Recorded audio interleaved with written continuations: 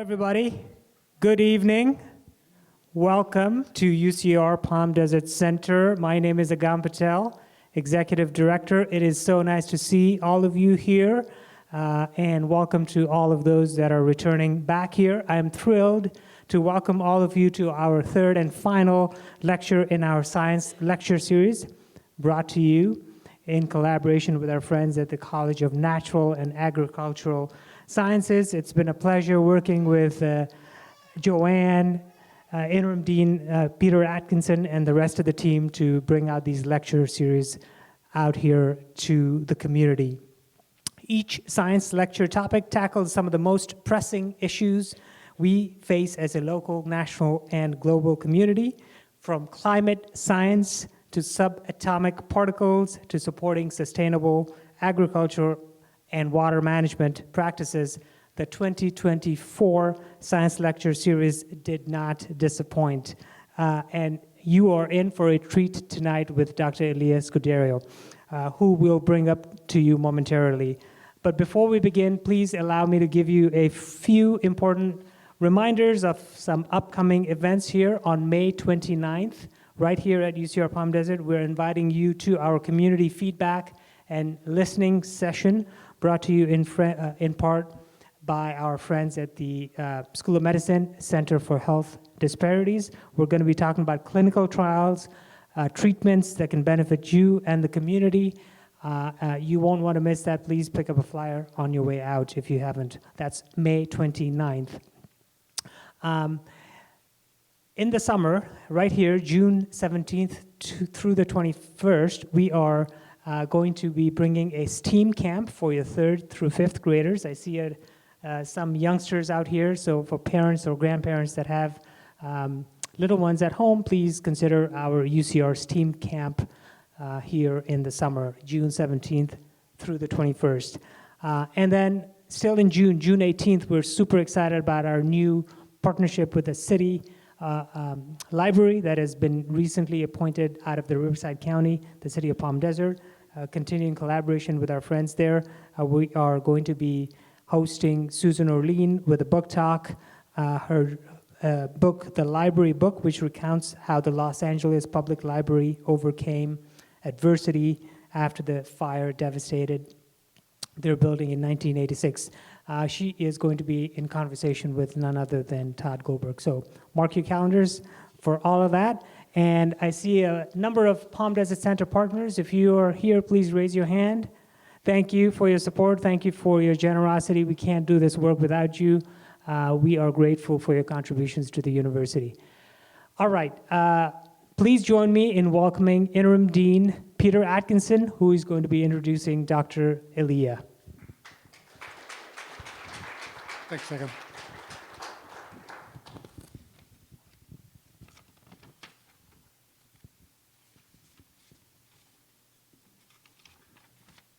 Well, thank you again, Agam, for welcoming the Science Lecture Series back to the Palm Desert Center. We thoroughly enjoy coming back. I was Life Science Dean 10 years ago, and we started these series back then, and it's wonderful to return to them after the pandemic. It's a sincere pleasure to be here today in the Coachella Valley. And thank you to those who are here this evening from the UCR campus in Riverside. I know that quite a few of you caught the bus up, and so thanks for making the effort to come here. Many of you are community members from the Coachella Valley. Some are even students from the local community, and some of you may be attending UCR this fall. Heartiest congratulations. Welcome to our campus and our university, and thank you for being here this evening. No matter where your home is, today's Science Lecture series topic is one that is extremely relevant to the Coachella Valley and all of Southern California, and quite frankly to the world. In just a moment, Dr. Elias Scuderio will share his research on agricultural management practices in California and globally.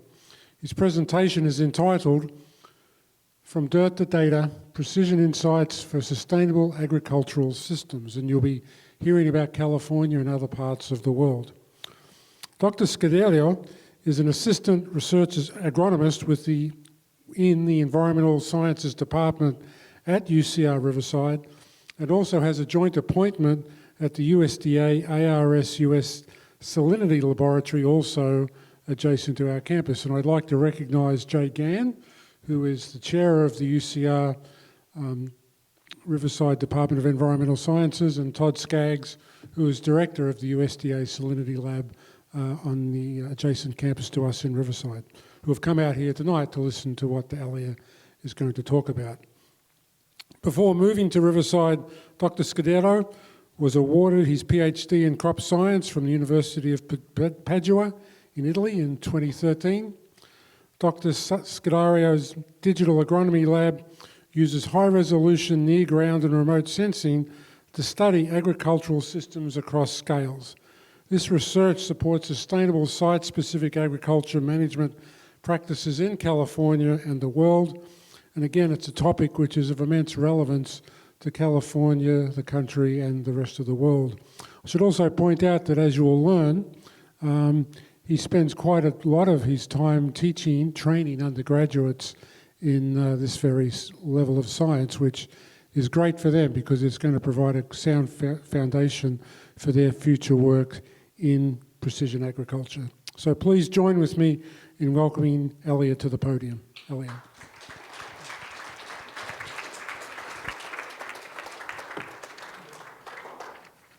Thank you. Well, good evening, everybody. How's everybody doing tonight? What a pleasure to be here. I've been in this facility a few times before, and it's always a pleasure to come back. Normally, when I come in this area is to go out and work in the fields with the farmers out here and down in Imperial Valley. So being in a room with AC is definitely a plus. So thanks so much for the introduction again. As I said, I'm a research agronomist at the University of California, Riverside. And as agronomists, the job that we do is to look how we can grow our crops in an effective way and in a profitable way, at the same time trying to conserve natural resources and protecting the environment. So that's the frame of all the research that me and my group do in all the aspects that we are going to talk about tonight. So as mentioned, and otherwise you would have figured it out with my accent throughout the evening, but I'm from Italy, and I grew up in this northeastern area of Italy that is the region where Venice is, and it's an area that is got some similarities with California. We grow a lot of specialty crops. There are a lot of dairy farms. Some of the products that are famous and that are exported here in the States for the wine lovers are Prosecco or Valpolicella, or for the cheese lovers, you got the Grana Padano or Asiago cheese. So it's quite a diverse landscape of farming production in this region. And the farm where I grew up sits in between the Adriatic Sea and the Dolomites. And in particular, this farm is not a very big farm. It's like a family-run farm, a few acres. Nowadays, we only manage the little vineyard that is left. You could tell the person right by me on this wine press is my dad. We kind of look alike. But I'm putting him there because it relates to the picture that we are looking here on the side.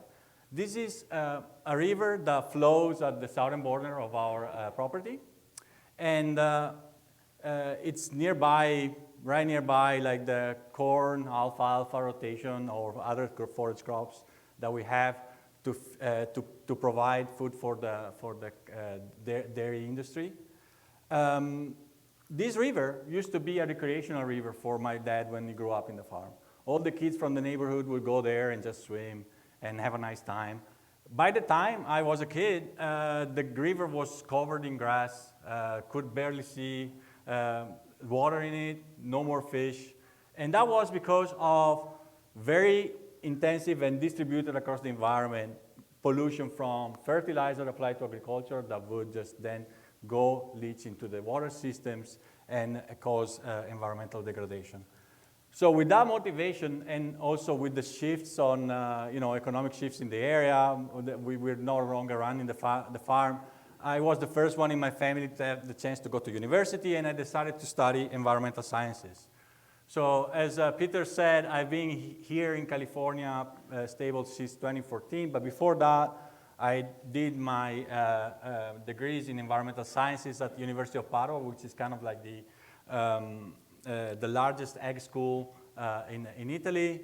And I had the chance to work as well in Denmark to learn about those agricultural systems for a year during my master.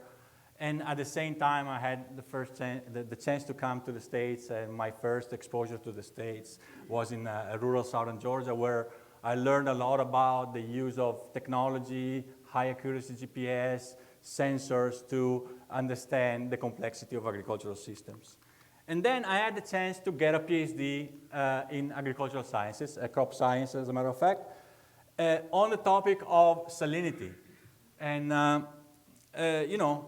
I started reading the papers and all that, and I talked to my supervisor back then. I said, I think I have to go to Riverside, California, because that's where the science for salinity has been developed for the past decades, and that's where you want to go if you want to learn how things work. So that was my first exposure to California. I came in 2012, and I learned from a mentor of mine nowadays, Dennis Corwin, all about the use of sensors and precision agricultural tools to understand salinity across the landscape. And indeed, the first part of the talk tonight will focus on soil salinity. And when we say salinity, we refer to the major soluble ions in the soil, not just like the kitchen salt, but other sorts of salts. And typically, they are measured with techniques developed in Riverside that is the electrical conductivity of a saturated paste extract. What happens? You get your soil sample, you saturate it with the distilled water, and then you extract the water in it, and then we'll extract the salts with it. Then you measure the conductivity, which correlates linearly with the salts concentration in that extract. And that allows you to do a pretty hefty thing, which is characterize, classify your soil from non-salt affected to extremely salt affected. And this is not just a measure, right? Because these classes are related to the tolerance of the crops.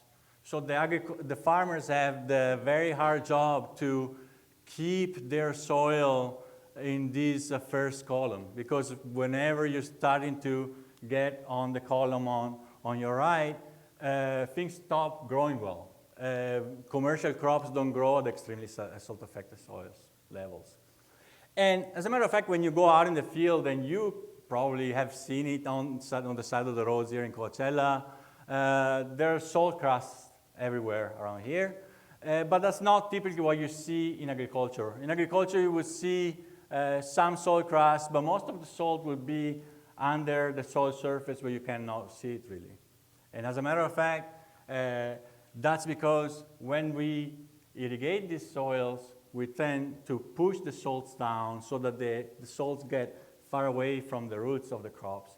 And that's the key element of managing salinity, which is irrigating just slightly above the need for consumption of the crop, so that you push away those salts away from the roots and don't create harm and crop reduction. It's a hard job to do, of course, because it requires a lot of knowledge and control of the system.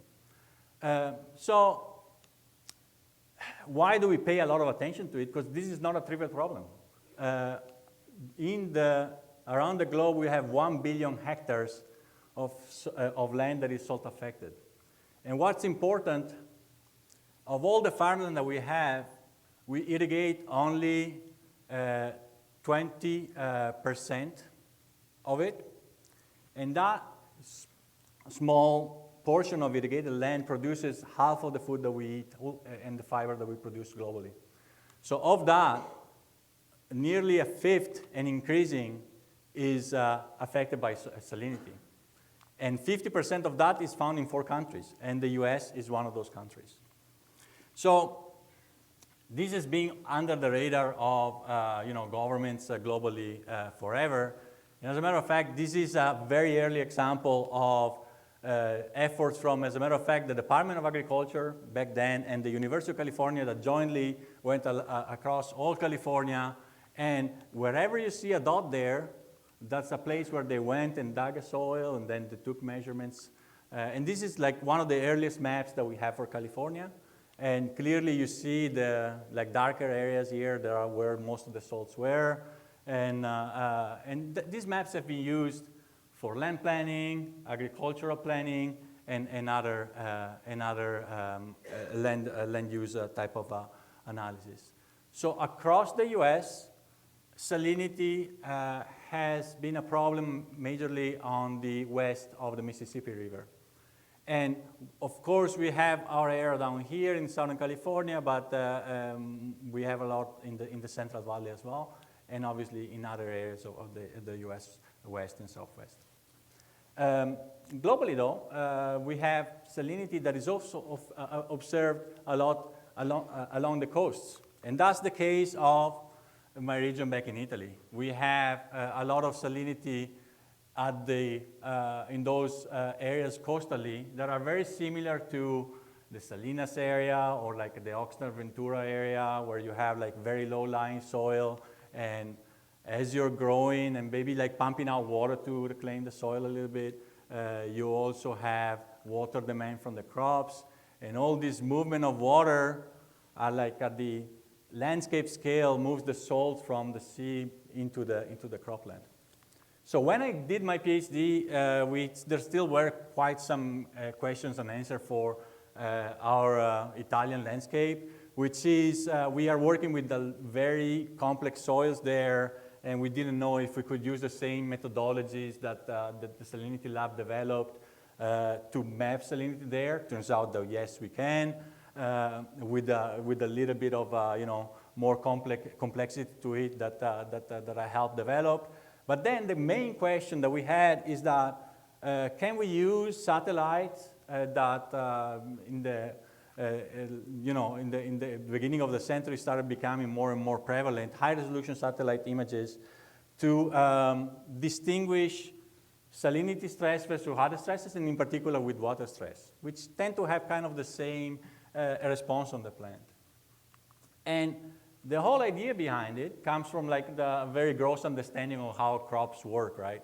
You may have like a beautiful crop that is bred to have like the highest yields, but if you put it in a condition where the crop doesn't do well, you will observe reduced yield. And so if you don't give enough nutrients, the crop will produce less. But at the same time, if there is a stress level that is too high, the stress level will push down the performance of your plant. And that's what happens with salinity. You can have certain crops, let's take a look at these salt-tolerant crops, pistachio, cotton to some extent. They can take quite some levels of salinity, and the increased salinity, you're not going to see a yield drop. But then, as soon as you hit a certain critical threshold, the yield will decline and decline and decline until they potentially hit zero and nothing grows. And so you have the salt-tolerant crops, but at the same time, you have a range of tolerances. And for example, lettuce doesn't take salinity at all. Low levels of salinity in the soil or in the water that you irrigate the crops with will hinder productivity quite a bit. So what did I learn and helped develop here at UCR back in those days is these protocols for field mapping, which kind of are like the underlying methodology that we use in most of the field research. We go out in the field, typically working with some farmers. Here is a dairy farm in San Jacinto on the other side of the mountain. We did thousands of measurements of this with this sensor that is measuring the electrical conductivity of the entire soil. And that correlates with salinity, a few other things, so we need to use models to go from the sensor to the actual salinity maps. And that's how we do it. We take these measurements, they're all paired with a high accuracy GPS, so you are like within a foot of your measurement, you can go back there and it's the exact point that you measured. And these maps tell you a story. There's a change across space. And we have statistical methods that tell us, okay, if this is your variability, then you need to go back in the field and sample this point and this point. And that's what we do. We take it to the lab and we do the analysis that we talked about. And then the statistics magic happens, and where we build these regression models that allow us to go from the sensor to the actual salinity, or whatever other properties that we are interested in a specific study case. And then from this point data, we provide a map to the user. Sometimes the farmer, sometimes the irrigators, or else. So we did that type of mapping for those fields in Italy, but at the same time we had 3 seasons of corn growing in these fields. It looks like one, but it's a cluster of multiple fields altogether. And then we had the yield maps from the combine harvesters. And what we observed for like kind of the first time was that if you looked at the intra-annual variability and at the differences, how that develops, that tracks down with the measured plant stress in terms of water stress and salinity stress. But if you are looking across the years with all these big data sets piling up, that's what shows the most, like the highest correlation with salinity. So this is a nugget of light in a problem that for many was unsolved for many years, that might not mean much to you, but was enough to, for us to, that when I came back to the lab, to work on a Navy grant that was looking into the feasibility of using biofuels in the Central Valley to produce mustard to produce biofuel, excuse me, for their jet engines. So there's a big naval base in the middle of the Central Valley in Fresno County. Their interest was, is there enough land that is marginal for us to plant these oilseed crops, produce the jet fuel locally to provide the fuel for the military base.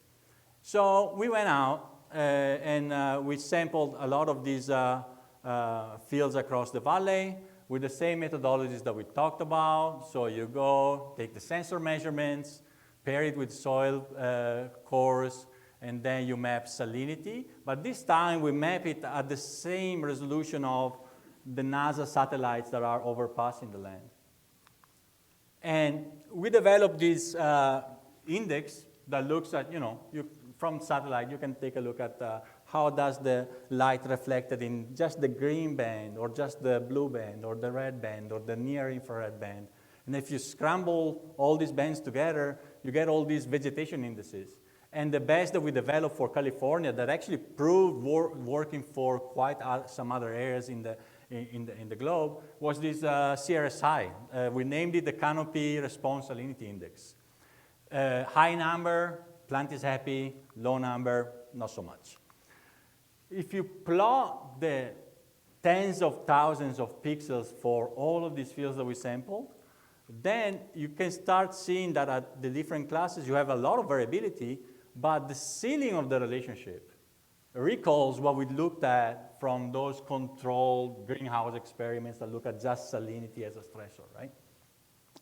So we came out with the idea that, based also on those principles of von Liebig, a lot can go wrong because maybe there's no much nutrient. Maybe there's a bug that is eating that crop for a specific year.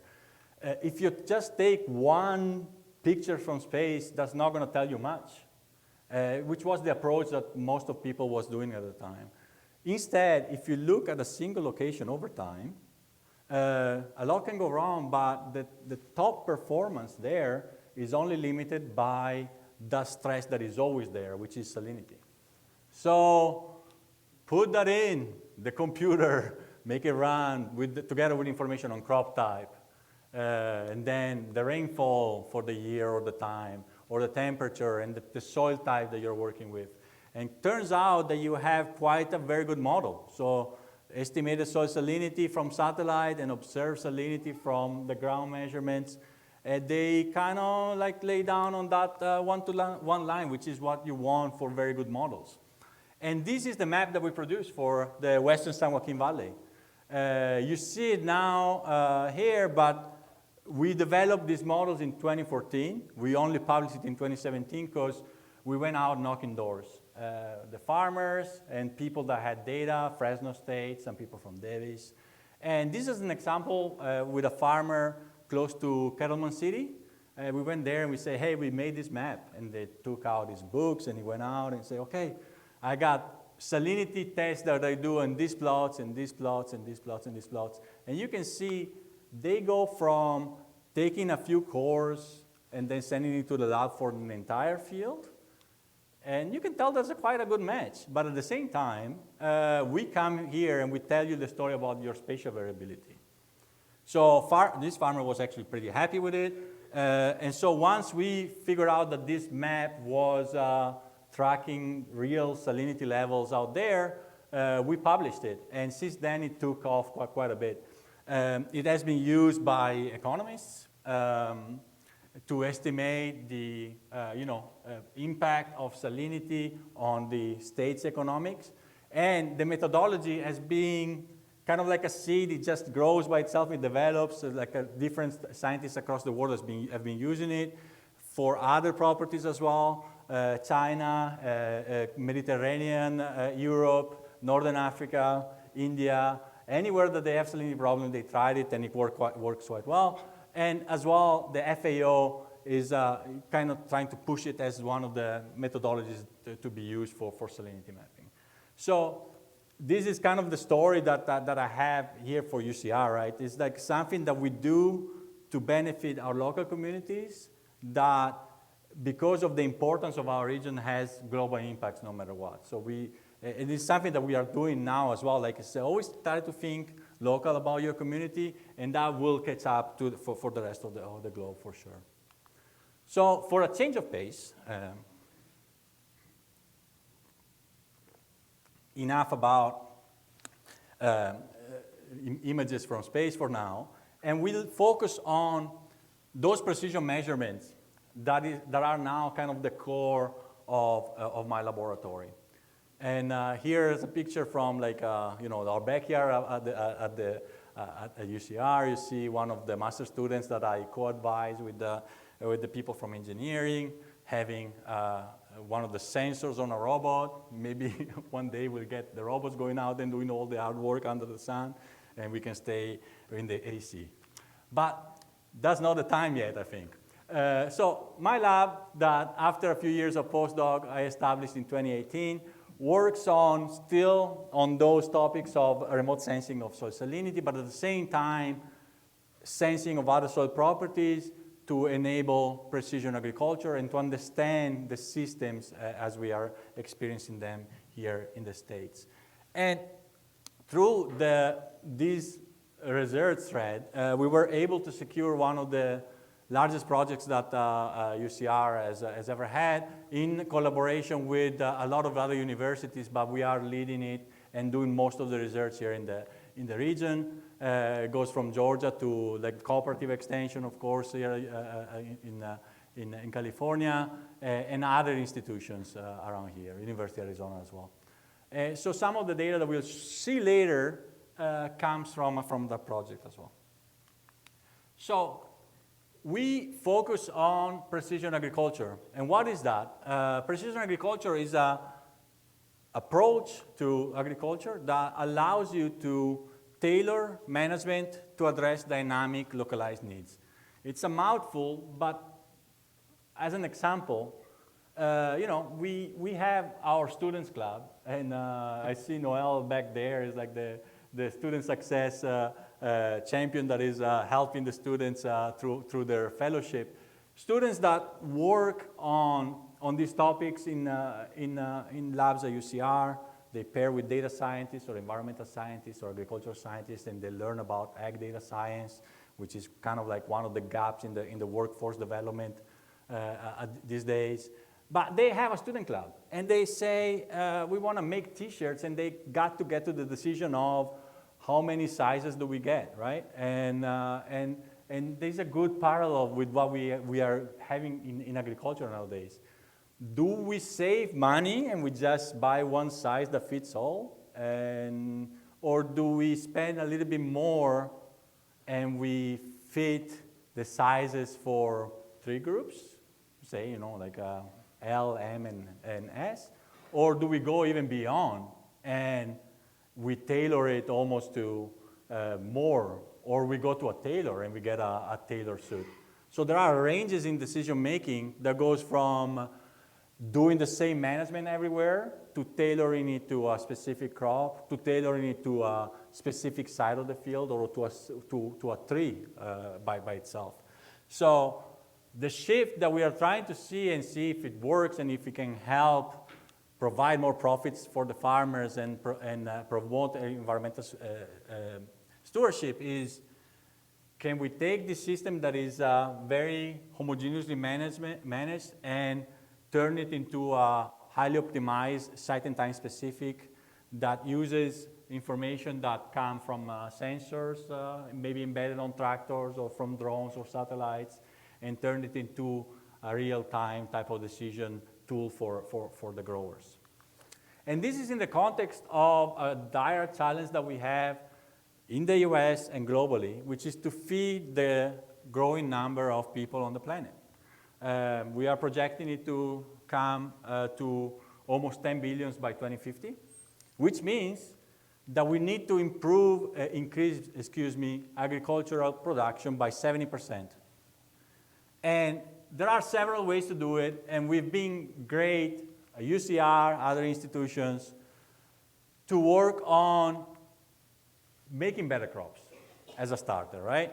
You have an example of yield for corn in the States before the advent of scientific breeding, and the average yields that picked up after that. So science works. You can look at the breeds that are available out there, and you can make crops that perform better. But the genetics is not the only portion of it. We saw it earlier. If you don't provide the nutrients or the conditions that are needed for the crop to thrive, the crop won't thrive. So there are several analyses that look at this. You say you have your potential yield from the trials where everything is like set up to work very well. But then you put the crops in the field and you observe that you have some areas where you are very close to that 100%, and other areas where you don't do so well, right? So more and more analyses are pointing towards saying, okay, where are the gaps in management that are most important?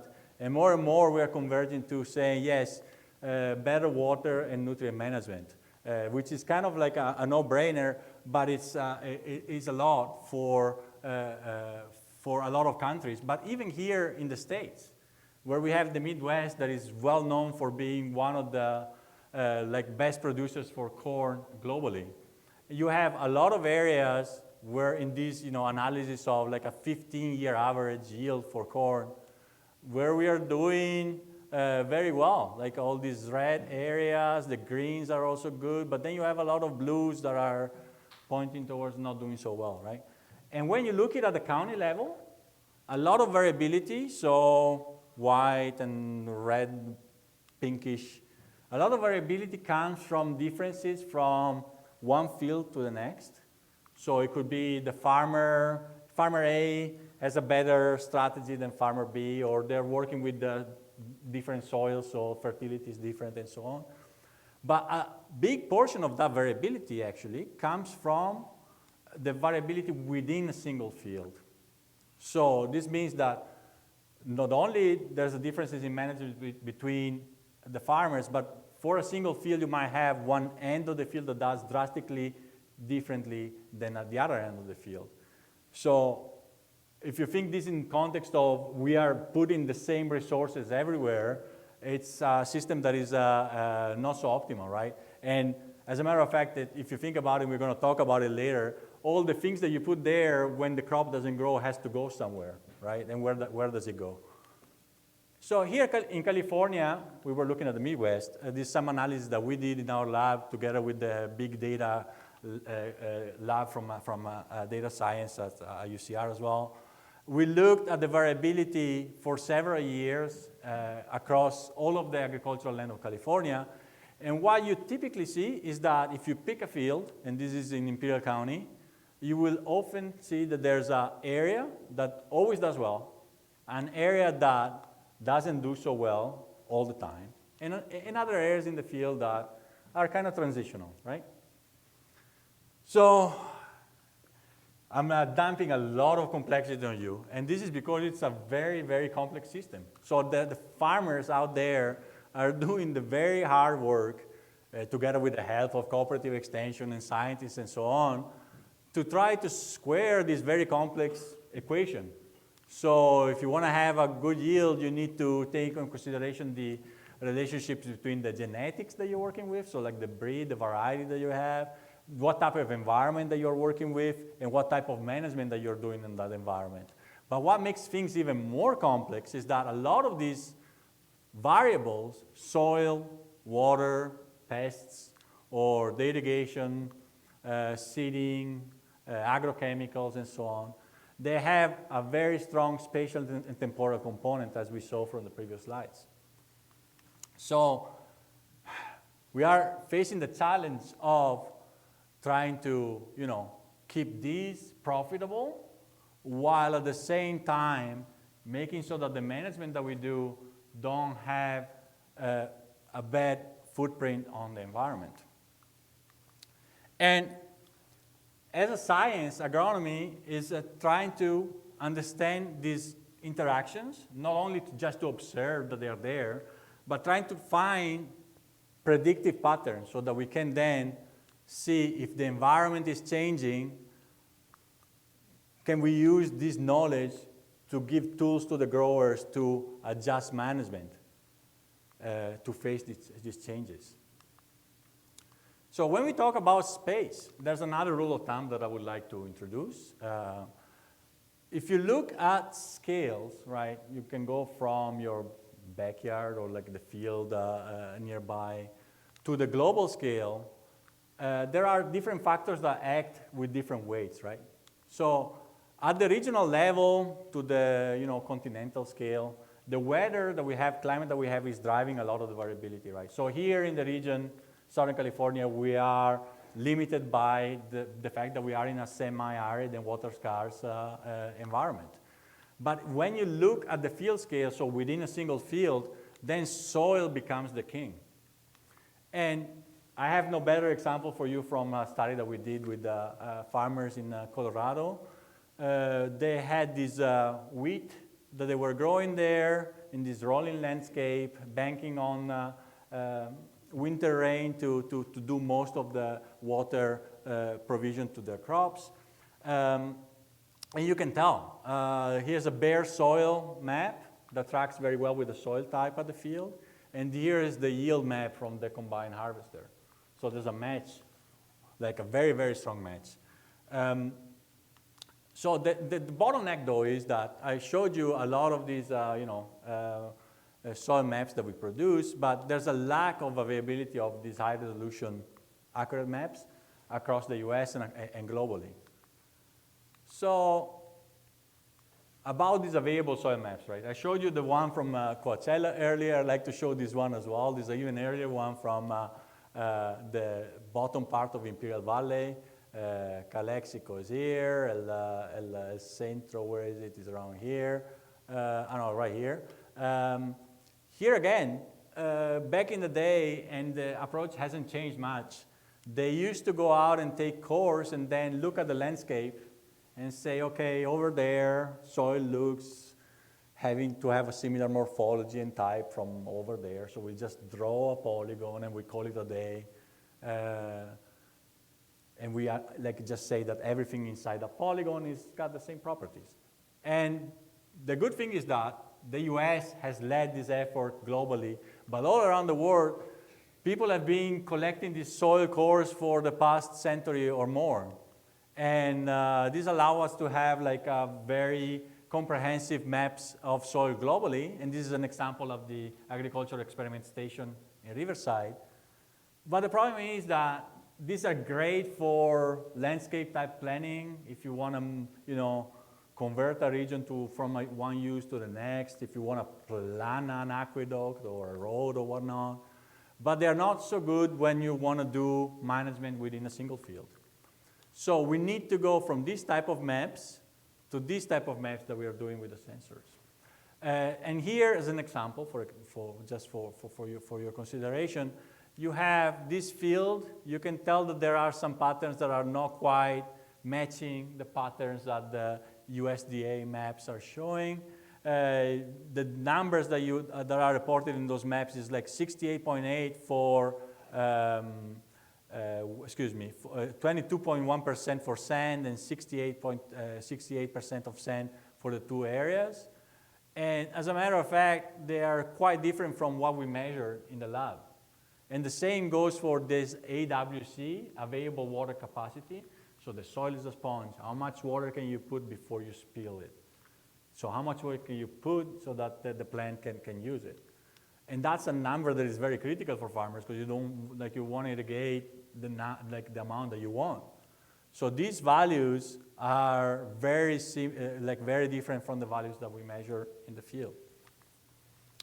So when we go out here or anywhere in the field, you will see us with a tractor of this kind, where we have all these sensors that we mount on top, and we all pair it with these centimeter scale GPSs. But as I said, we are trying to get the robots do the work for us. Not quite there, but it's quite promising that we can actually deploy robots and they actually do the measurements effectively. And my lab nowadays is one of the leading labs perhaps in the States in terms of the amount of the sensor platforms that we have. We talked about that conductivity of the soil that is used for salinity, but we also have gamma radiation detection. As the soil emits gamma radiation naturally, we detect it, and that tells us a story about the soil morphology and the clay type and the minerals that compose the soil. We can make relief maps from the centimeter scale GPSs.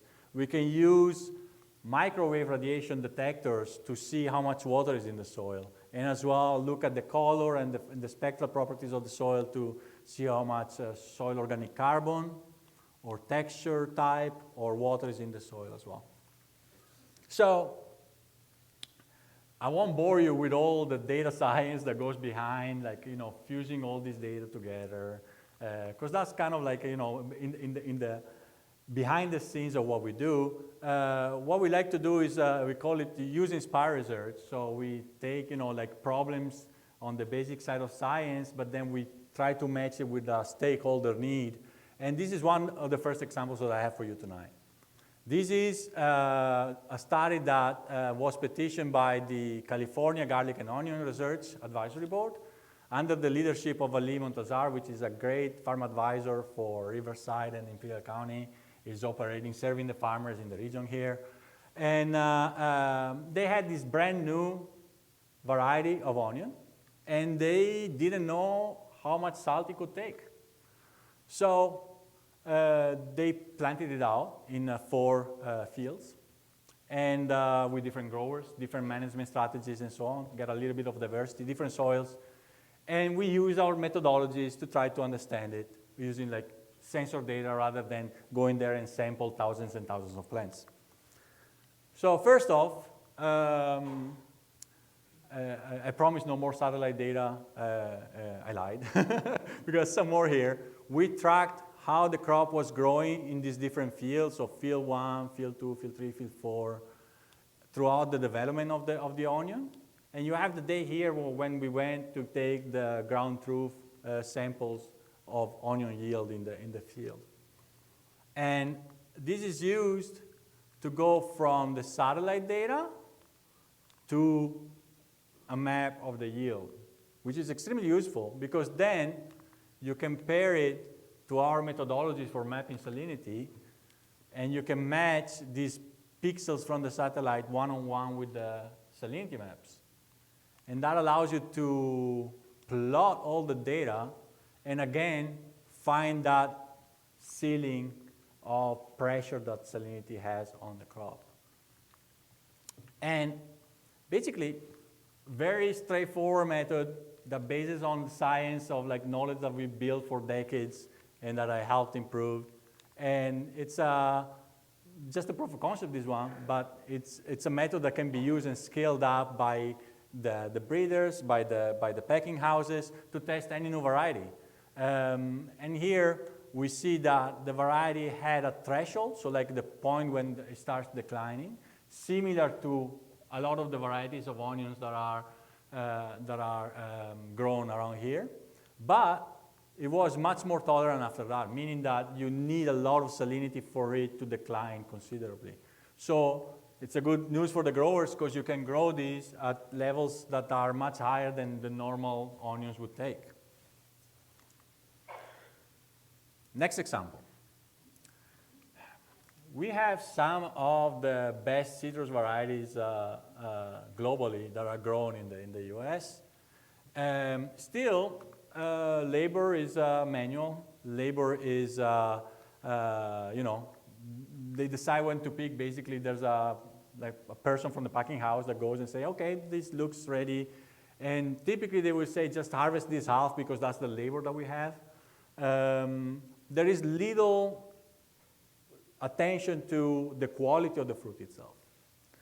So we were wondering, because we saw this on grapes from studies from France, from Italy, other wine regions, they always talk about the terroir of the wine, right? Like the soil variability that drives the taste of the wine. Is it the same in citrus? So we went to several Page mandarins, navel orange sites in the Central Valley, and we mapped the soil, but at the same time, together with my colleague from UC Davis, Alireza Pureza, we took all these drone images. And the cool thing with drones is that you can, take your picture, but then you can remove anything else that is not planned. So in these images, he's able to get the statistics for each single tree, which is amazing. You can say, okay, this tree has this size, this tree has, these many leaves that are very green or medium green, low green. You can also, on selected trees, zoom in even more and count how many fruits you have. It's crazy. It's a beautiful data sets. And when you pair it with the soil maps that we make, then there's patterns that are emerging. So the soil types have different responses in terms of the canopy greenness. But what's most relevant for the growers, that, they do the pruning and all, but when the crop grows back, you have very different sizes of the canopy that is driven by the soil spatial variability. And as well, the sugar content of the fruits is different according to the soil type, and the fruit size, fruit weight, and so on. So this is a vision in the future of when we want to perhaps have mechanized harvesters that can separate the crops by quality, or organize labor so that we put more people in areas where we have better quality so that we can market crops in local markets for the local consumers, giving them better fruit. And then another example, and that's my last one for the day. And it talks about a dire issue, that is the fertilizer problem. So you remember the picture that I showed you at the beginning? Well, it turns out that it's not just a problem that we had in our farm, of course. It's a problem that is pretty much global. And it's one of the worst problems for agriculture here in the States. You should look up the problems that they have with the Mississippi River and the dead zone area in the Gulf. It comes all from use of nitrogen and other fertilizers for agriculture that are not retained in the field, make their way to the water systems, and then, algae are blooming, steal all the oxygen to the fish and the other creatures, everything dies. It's not a good picture. But some of it makes it to the water systems, and here in California we have a problem where a lot of it makes it down in the deeper aquifers. So in Salinas, there's not a single home well that doesn't have critical levels of nitrates in their water. And the blue baby syndrome, that's what is caused by this type of pollutants. So here We are the heart of southern California agriculture, and we rely a lot on the agriculture done along the Colorado River. So anytime there's a crop that is growing and is being fertilized, there's an opportunity for that extra nutrient to make their way in the water systems, and then it either split and goes to Mexico, or it makes its way to the Salton Sea, where we know we've had this problem for a long time. So, with that in mind, let's see if we can use these high-resolution soil maps to do some good. So, in partnership with the University of Arizona under that big project that I mentioned earlier, we went out in the California side of that area, the Bar District, and this land is crazy. It's like it's beautiful, beautiful soil from a soil scientist perspective. This is all characterized by the ancient flows of the river. So you can have fields that go from like very fine soil to like beach sand, and obviously, you can imagine, okay, if I pour a glass of water on very coarse sand, that water just drops away. And if it has any nutrient in it, it just goes with it. And then if you have finer soils, that water is retained and infiltrates much slower. So that is a problem when you have these fields that have these contrasting changes in very short scale and very well-defined patterns. So this is an example of these fields where we went to develop the model to map soil texture. And that is in the context of a new regulation that California has for nitrogen control, which says, so if right now you're allowed to put in 500 pounds per acre on nitrogen, and that is accounting also the amount that you remove when you harvest the crop, in 2051, that goes down to 50 pounds per acre. So let's say you put 100 and then you remove a 50 with the crop itself, then you're good. If you put more and you don't remove to meet the threshold, then you're not going to be compliant. So right now, we are kind of halfway with the lettuce systems and other vegetable systems in Southern California as well as in the coast. So a lot more needs to be done. And we are taking a look at precision agriculture as one of the tools to help farmers meet these goals. And in practice, we are looking at the 4R approach, and we are focusing on the right place and as well as at the right time. But it goes, if you use the right source of fertilizers and at the right ratio, like the right amount, and you put it when the plant needs it and where it's needed and not where it's not useful, then you optimize your nutrient use. So we said, okay, we can make the maps and we can divide it in different zones, right? And then for each of these zones, we can take a little bit spot soil tests that were going to tell us, okay, this is my level of nitrogen in the soil that is already there, and we have these growth curves for the crops that we are expecting.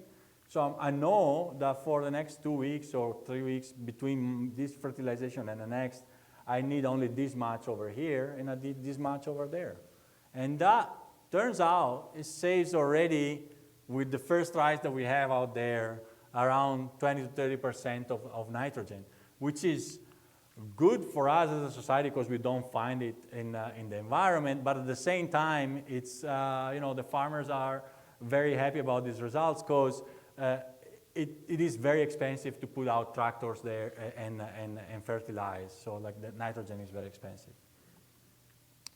So obviously, these are just preliminary results to see how these precision ag tools can help farmers keep their revenue at the same time having a small footprint. But a lot of research needs to be done in this specific case. What is the threshold of variability that makes it economically viable for a farmer to do so without incentives from an agency? Or how much nitrogen do I need, and how can I best put these four things together, right? Because we are just looking at the right place and the right rate with this example. we need to integrate it with models that tells us when to do that. It's not that easy. And that said, takes me to the conclusions.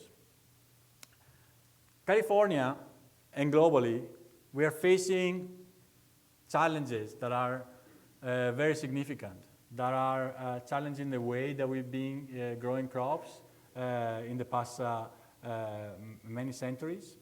There's climate pressure, competition for resources, and environmental degradation, just to mention a few.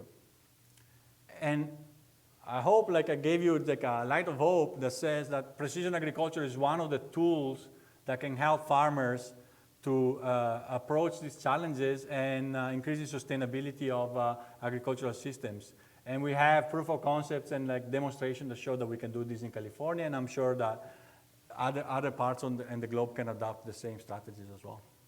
So many questions are unanswered at the moment. I mentioned a little bit about the economic viability of some of the solutions. How does all these measurements that we take, how do those measurements translate into day-to-day management for the grower? And also, who is going to do this work? We talked about a little bit about education first, but you know, the agriculture workforce is now getting younger, and we need more younger people to enter the agricultural workforce with the skills that are to equip them for taking these challenges and working with this type of big data problems and high-tech problems.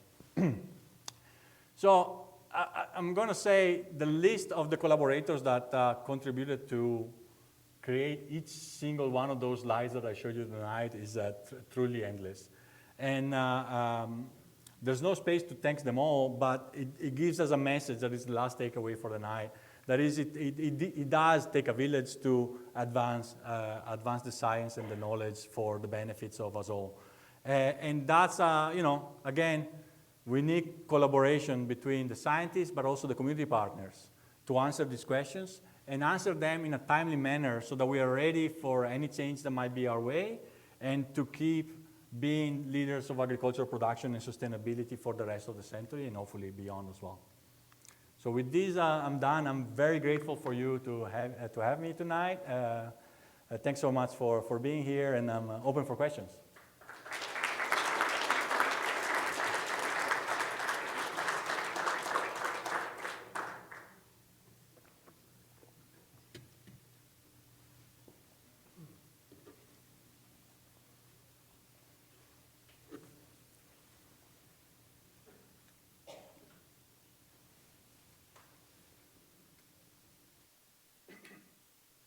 All right. Thank you, Elia, for a great talk. Any questions from the audience? And is there microphones around? We have one here in.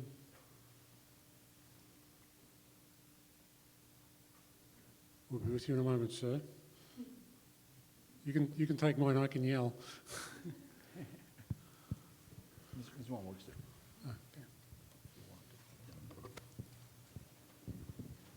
Is the science applicable to golf course management? Oh,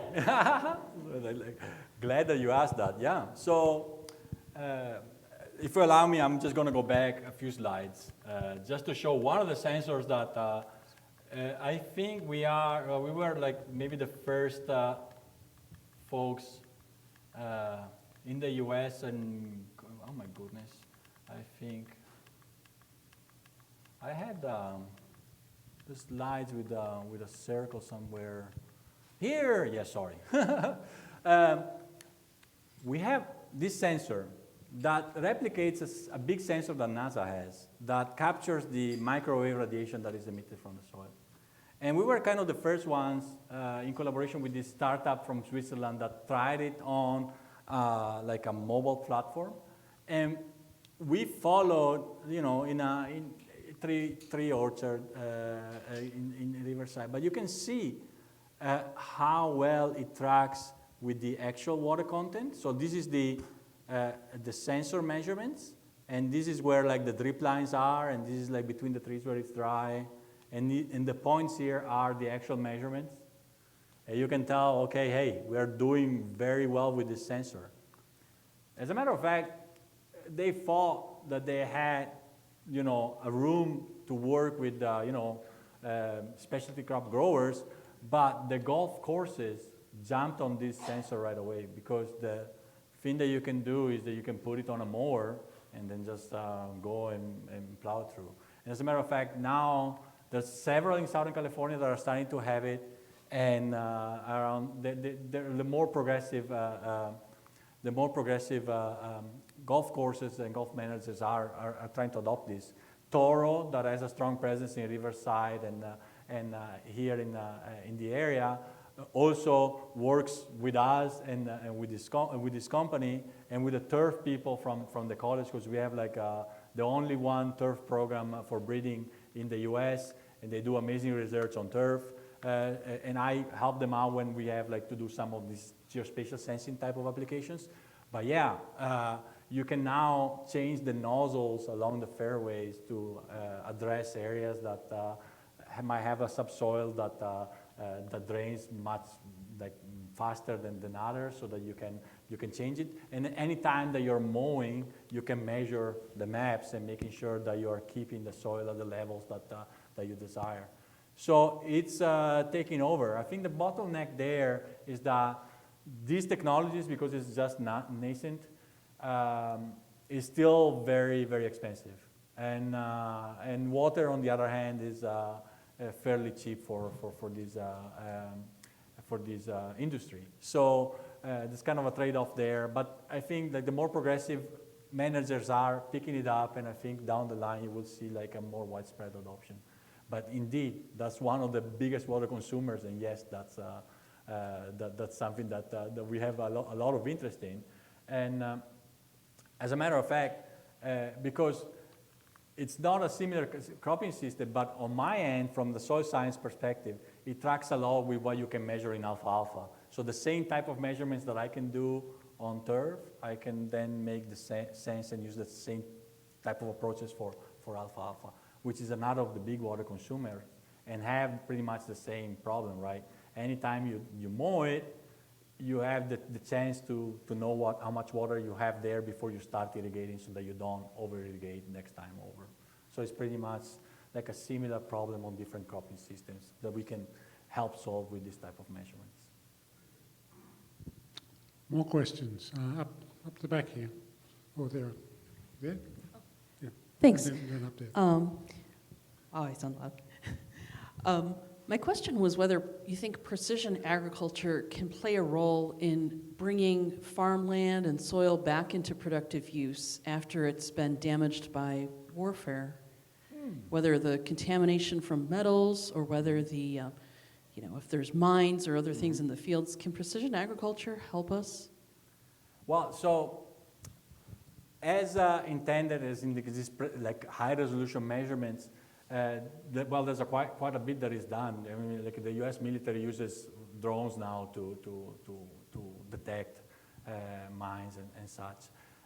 But talking about the heavy metals, the salinity methods that we developed, as a matter of fact, took a life on their own, and people that are doing heavy metal mapping are using the same strategies, because heavy metal is something that is there all the time, and even more than salinity, as a matter of fact. Just hinders the vegetation production over time. So yes, the good thing is that we have a complex systems, but a lot of things that we have in this world tend to operate with similar principles. So methods that are developed for a specific field often are seen being adopted in other fields with slight modifications. And this is not an exception at all. Up the back there. Working? Yeah. Was wondering if you were measuring the microorganisms and the ratio, like bacteria to fungi and nematodes and all of those things in the soil. So no, I do solve physical properties mostly, but I was talking about terroir earlier. And as a matter of fact, what you see in that variability is mostly driven by the physical soil property variability. So one of the wineries that we work with in Temecula is actually they don't care much about, like, you know, what type of clay, how much clay do I have here. They care about their wine. And they are claiming that they are adopting these conservation practices with, you know, certain types of cover crops and certain types of amendments. And they are seeing variability across space, but they are claiming that that management is giving them a different taste in their wine, right? Which makes sense because the soil microbiome drives the fruit microbiome itself. But at the field scale, the clustering of these properties, or highs and lows, are driven by the terroir itself. So in Temecula, for example, it's going to be the terrain, the topography then, and then the soil type that where the vines are growing. So I don't do it, but we are collaborating with people that are interested in this. And you cannot just be a one, you know, trick pony in agricultural science anymore. What I showed today would be otherwise very boring if I wasn't just doing my, you know, statistical games with the sensor data. It only makes sense if you adapt it to a problem that is out there and you collaborate with different people to come to the solution to that problem. Any more questions? Is anyone studying how the salinity can be affected by changing crops? I think in the Midwest, they grow one crop one year and a different crop another year. Mm-hmm. I seem to remember long ago, legumes take out nitrogen from the soil. So can you engineer the soil to take out the salinity? Also, it seems to me that using all this river water is increasing salinity and also bringing in more nitrogen. So. Mm-hmm. Yep. Maybe we should use less of it? Oh, well, you know, there's a whole, let me see, where's my slide here? About the crop changes, you know, farmers are kind of doing already crop selection according to the ranges of salinity that they have, right? So I show very simplistically like this top curve up here. But really, you can tell that there are like several of these curves across the range. And that happens because farmers are, you know, they know their land. I showed the farmer that does like the spot measurements here and there. And so they are using and rotating crops within the range of their salinity. And what they're trying to do is to keep the salinity at the levels for the desired crop that they have. But obviously, you mentioned it, you know, the water that we put in the soil isn't free of salts. And if it was, it would be a problem because it doesn't really drain, like infiltrate well.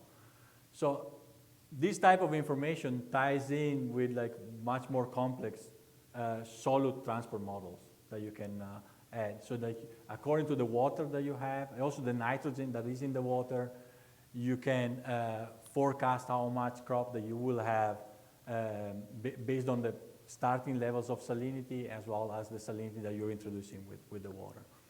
So the bottom line here is that there's no free lunch at the end of the day, right?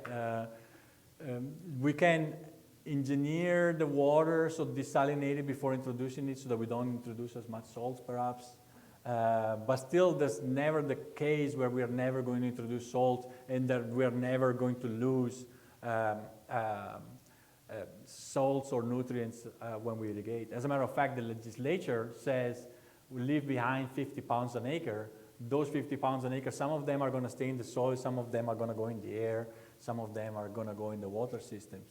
But those are like the, you know, the balance between keeping a functioning system and as well minimizing the environmental impact. So there's a lot still more to be done on the engineering side and understanding the systems, but it's very complex, right? Like we don't have all the pieces of information to make informed decisions everywhere. And last, I'm going to finish with a story of cotton in the Central Valley. 20 years ago, even like more recently, Bakersfield area was basically pretty much cotton everywhere. And the market changed, and you go in the same fields nowadays, pistachio everywhere.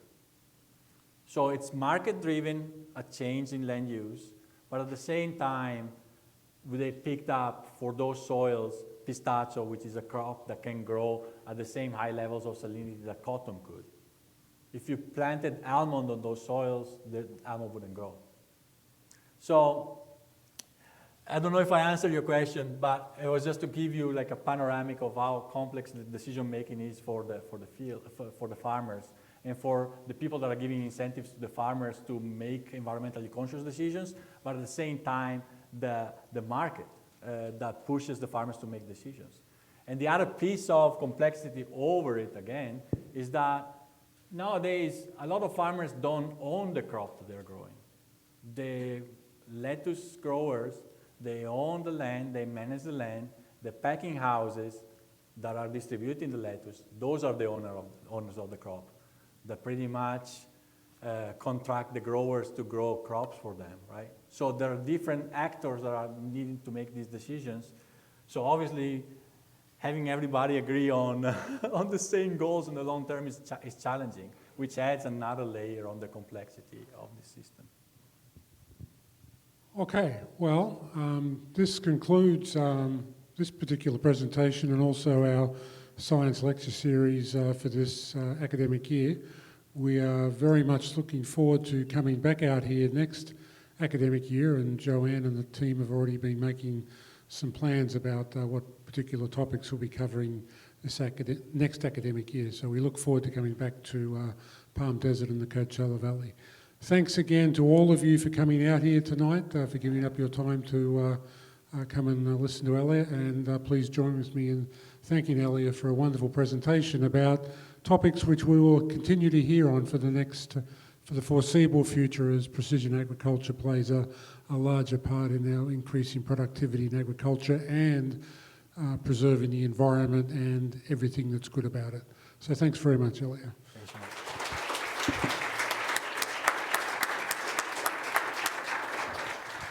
And safe drive home. Thanks for coming out.